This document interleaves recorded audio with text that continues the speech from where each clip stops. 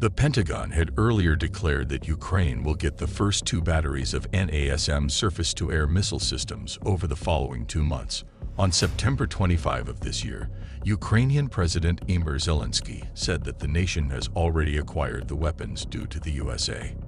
This video will discuss the surface-to-air missile system and attempt to explain how it will impact the conflict between Russia and Ukraine. The Soviet S-300 and Buk surface-to-air missile systems that made up the Ukrainian air defense system until recently were 30 years old. They are still capable of protecting Ukraine despite their age.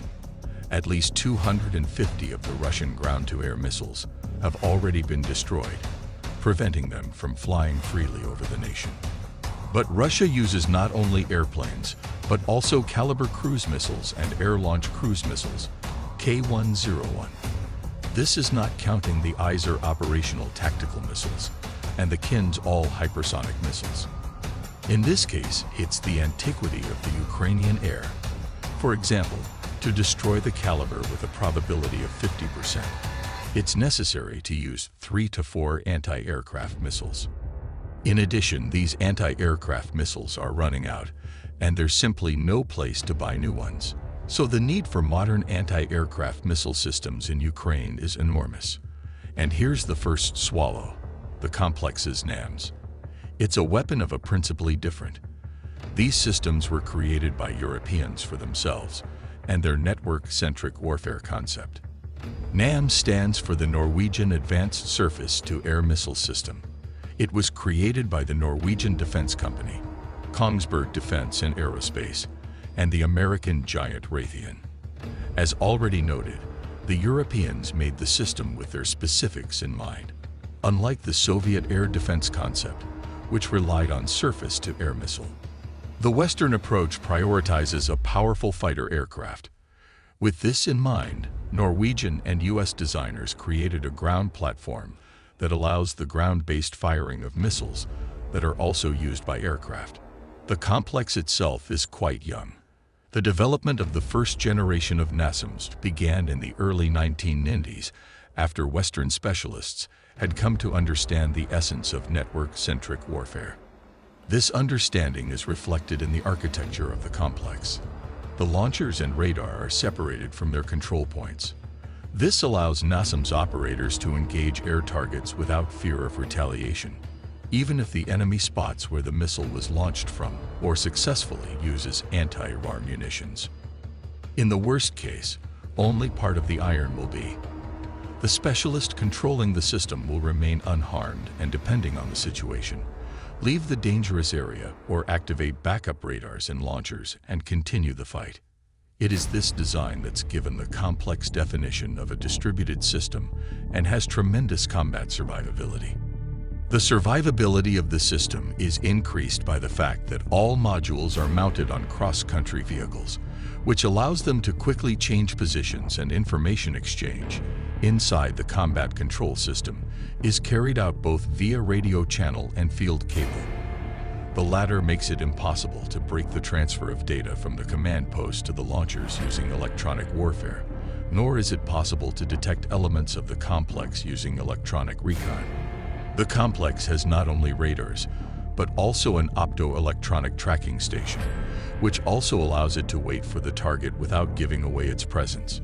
In addition, like many other NATO systems, NASAMS can receive external target designation from ships, ground radars, and AWA aircraft. The latter is very important for Ukraine. With Russia's total air and missile superiority, the Ukrainian air defense system can only operate in ambush. That is, NATO AWA aircraft flying continuously along the perimeter of Ukraine provide detection of Russian planes and missiles. They transmit to the Ukrainian air defense system the coordinates and time of the entry of the Russian target into the zone of its defeat. All Ukrainians have to do is briefly turn on the radar of their air defense missile system at a given time, lock onto the target, aim an anti-aircraft missile at it, and destroy it. This takes only 1 or 2 minutes. During this time, the Russians do not have time to aim their anti-aircraft missiles at Ukrainian radars. But as Ukraine is still using the Soviet anti-aircraft missile systems, it's necessary to express gratitude to the NATO specialists who managed to combine their AAC aircraft and Soviet S-300 and Buk M1 into one system. With the Norwegian NASAMS, there will not be such a problem at all. The necessary data will be transmitted to them even faster. 3 generations of the system have been created so far. The first one was put into service in 1998 and has the medium-range AIM-120 AMRAAM aircraft missile as its main munition. It's converted for the ground launch, equipped with an active radar homing head, and carries a fragmentation demolition warhead. The second generation went into service in 2000. Its key difference from its predecessor is an improved control system and an increased number of launchers, as well as the placement of all elements on vehicles with increased off-road capability. In 2019, the NASAMS-3 was introduced, which has an expanded range of missiles. These complexes can launch short-range missiles with AM-9 Sidewinder and Irish TSLS infrared targeting heads, as well as AMRAAM-ER extended-range missile. It's most likely that the NASAMS-2 was transferred to Ukraine. So let's take a closer look at it.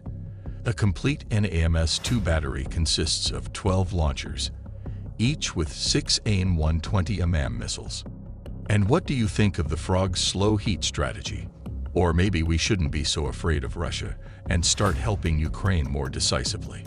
Write about it in the comments below. If you enjoyed the video, please like it. Thank it to creators, and don't forget to subscribe to our. There will be many more interesting videos about modern weapons.